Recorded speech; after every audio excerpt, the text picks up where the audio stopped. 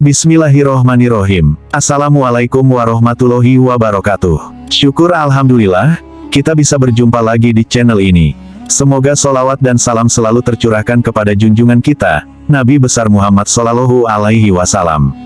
Sekarang, izinkan saya mengajak kita semua untuk berdoa bersama. Semoga saudara-saudaraku selalu diberikan kesehatan yang tiada terbatas, rezeki yang melimpah, dosa-dosanya diampuni. Amin ya robbal alamin. Ruhul Azom atau ruh yang agung, yaitu nur junjungan kita Nabi Muhammad Shallallahu Alaihi Wasallam. Diriwayatkan dalam suatu hadis, sesungguhnya Allah Subhanahu wa Ta'ala telah menciptakan sebuah pohon yang mempunyai 4 cabang. Pohon tersebut dinamakan Syajaratul Yakin, atau pohon keyakinan. Setelah itu Allah Subhanahu wa Ta'ala menciptakan Nur Muhammad, pada tempat yang terbuat dari mutiara yang berwarna putih, dan berbentuk menyerupai burung merak, lalu burung merak tersebut bertasbih selama 70.000 tahun. Kemudian Allah Subhanahu wa Ta'ala menciptakan Miratul Hayat atau cermin kehidupan. Cermin tersebut diletakkan di hadapan burung merak tersebut. Ketika burung merak tersebut menatap cermin, terlihatlah wajahnya yang sangat elok dan cantik. Dia pun merasa malu kepada Allah Subhanahu wa Ta'ala sehingga meneteskan keringatnya sampai 6 tetesan. Dari tetesan pertama, Allah Subhanahu wa Ta'ala ciptakan Abu Bakar As-Siddiq. Dari tetesan kedua, diciptakan Umar bin Khattab. Dari tetesan ketiga, diciptakan Utsman bin Affan. Dari tetesan keempat, diciptakan Ali bin Abi Thalib. Dari tetesan kelima, diciptakan bunga mawar. Dari tetesan keenam, diciptakan padi. Nur Muhammad lalu bersujud 5 kali, sehingga hal tersebut menjadikan kewajiban bagi kita semua dan diwajibkan sholat 5 waktu bagi Nabi Muhammad Shallallahu Alaihi Wasallam, beserta umatnya. Kemudian Allah Subhanahu wa Ta'ala memandang Nur Muhammad berkeringat karena malu kepada Allah Subhanahu wa Ta'ala, maka dari keringat tersebut Allah Subhanahu wa Ta'ala menciptakan. Dari keringat hidungnya diciptakan malaikat. Dari keringat wajahnya diciptakan arasy, kursi, lauh mahfuz, kolam, matahari, bulan, hijab dan sesuatu yang ada di langit. Dari keringat dadanya diciptakan para nabi dan rasul, para ulama, syuhada dan solihin. Dari keringat punggungnya diciptakan Baitul Makmur, Ka'bah, Baitul Maqdis dan tempat-tempat masjid di seluruh dunia. Dari keringat kedua alisnya diciptakan umat Muhammad dari kaum mukmin muslim laki-laki dan perempuan. Dari keringat kedua telinganya diciptakan roh orang-orang Yahudi, Nasrani, Majusi, dan sebangsanya, seperti orang yang kufur, orang kafir dan orang munafik. Dari keringat kedua kakinya diciptakan bumi yang terbentang dari barat sampai timur beserta isi yang ada di dalamnya. Setelah itu Allah Subhanahu wa Ta'ala berfirman kepada Nur Muhammad, "Lihatlah di hadapanmu, wahai Nur Muhammad." Maka Nur Muhammad melihat di depannya ada nur, di belakangnya ada nur, di kanannya ada nur, dan kirinya ada nur.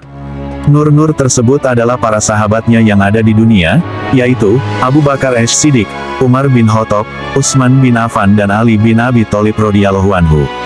Kemudian Nur Muhammad bertasbih selama 70.000 tahun, lalu diciptakan para nabi dari Nur Muhammad.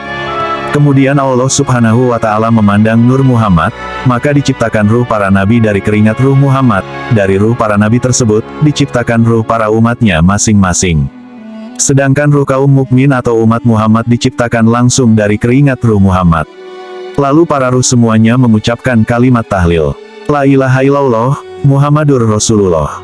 Tiada Tuhan yang berhak disembah selain Allah Subhanahu wa Ta'ala. Muhammad adalah Rasul utusan Allah Subhanahu wa Ta'ala. Selain itu Allah Subhanahu wa Ta'ala menciptakan pelita atau lampu dari batu akik berwarna merah, yang bagian dalamnya dapat terlihat dari bagian luar, dan Allah Subhanahu wa Ta'ala menciptakan wajah Muhammad sebagaimana wajahnya di dunia dan diletakkan pada pelita atau lampu tersebut. Nur Muhammad berdiri di dalamnya seperti berdirinya orang yang sedang sholat, sedangkan ruh para nabi berputar mengelilinginya seraya membaca tasbih dan tahlil selama 1000 tahun. Kemudian Allah Subhanahu wa Ta'ala memerintahkan semua roh supaya melihat rupa Muhammad. Dan dari penglihatan roh tersebut Allah Subhanahu wa Ta'ala jadikan orang yang melihat kepalanya akan menjadi seorang khalifah dan raja atau sultan. Orang yang melihat dahinya akan menjadi pemimpin atau ratu yang adil. Orang yang melihat kedua matanya akan menjadi orang yang hafal Al-Quran atau Al-Hafiz. Orang yang melihat kedua alisnya akan menjadi seorang pengukir atau pelukis. Orang yang melihat kedua telinganya akan menjadi orang yang suka mendengar atau menerima nasihat. Orang yang melihat kedua pipinya akan menjadi orang yang suka berbuat kebajikan dan berakal sehat atau pandai. Orang yang melihat kedua bibirnya akan menjadi wazir, patih, atau kepercayaan raja. Orang yang melihat hidungnya akan menjadi hakim, tabib, dokter, dan penjual minyak wangi. Orang yang melihat mulutnya akan menjadi orang yang ahli berpuasa. Orang yang melihat giginya akan menjadi orang yang elok parasnya dan cantik, baik pria maupun wanita.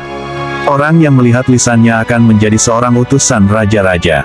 Orang yang melihat tenggorokannya akan menjadi seorang mubalik, penasehat dan muazin. Orang yang melihat janggutnya akan menjadi orang yang berjihad di jalan Allah Subhanahu wa Ta'ala. Orang yang melihat lehernya akan menjadi seorang pedagang atau saudagar. Orang yang melihat kedua lengannya akan menjadi penunggang kuda dan ahli pedang. Orang yang melihat lengan tangan kanannya akan menjadi orang yang berpaling dari Allah Subhanahu wa Ta'ala. Orang yang melihat lengan kirinya akan menjadi orang bodoh. Orang yang melihat telapak tangan kanannya akan menjadi seorang tukang tukar uang dan tukang songket atau menyulam lain. Orang yang melihat telapak tangan kirinya akan menjadi penimbang atau tukang takar. Orang yang melihat kedua tangannya akan menjadi orang yang dermawan dan pandai. Orang yang melihat telapak tangan kiri bagian luar akan menjadi orang yang bakil. Orang yang melihat telapak kanan bagian luar akan menjadi tukang masak atau koki. Orang yang melihat jari-jari kanan akan menjadi seorang penulis atau khotib. Orang yang melihat jari-jari kiri akan menjadi tukang besi. Orang yang melihat dadanya akan menjadi orang yang alim dan mulia. Orang yang melihat punggungnya akan menjadi orang yang tawadu dan taat pada perintah Allah Subhanahu wa Ta'ala. Orang yang melihat lambungnya akan menjadi orang yang qanaah atau menerima apa adanya dan zuhud atau tidak bergantung kepada dunia. Orang yang melihat kedua lututnya akan menjadi orang yang ahli ruku dan sujud atau sholat. Orang yang melihat kedua kakinya akan menjadi seorang pemburu. Orang yang melihat bawah telapak kaki akan menjadi orang yang suka berjalan-jalan atau tamasya. Orang yang melihat bayangannya akan menjadi ahli lagu atau penyanyi dan penabuh gendang atau pemusik. Adapun orang yang tidak melihat apa-apa, maka akan jadi orang Yahudi, Nasrani, kafir dan Majusi.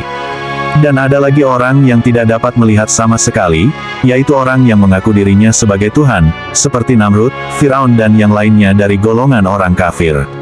Perlu diketahui, bahwa Allah Subhanahu wa Ta'ala memerintahkan makhluknya untuk sholat sebagaimana tulisan Ahmad, yaitu berdiri seperti huruf alif, ruku seperti huruf H, sujud seperti huruf mim, duduk seperti huruf dal, dan Allah Subhanahu wa Ta'ala menciptakan makhluk seperti gambar tulisan Muhammad, yaitu kepala bulat seperti huruf mim yang pertama, badan seperti huruf H, perut seperti huruf mim yang kedua, kedua kaki seperti huruf dal. Maka orang kafir tidak akan dibakar ke dalam api neraka seperti bentuk asalnya seperti tulisan Muhammad, karena mulianya bentuk tersebut, tapi diganti terlebih dahulu dengan bentuk babi, setelah itu baru dibuang atau dimasukkan ke dalam api neraka. Semoga bermanfaat bagi kita semua. Amin ya robbal alamin. Wassalamualaikum warahmatullahi wabarakatuh.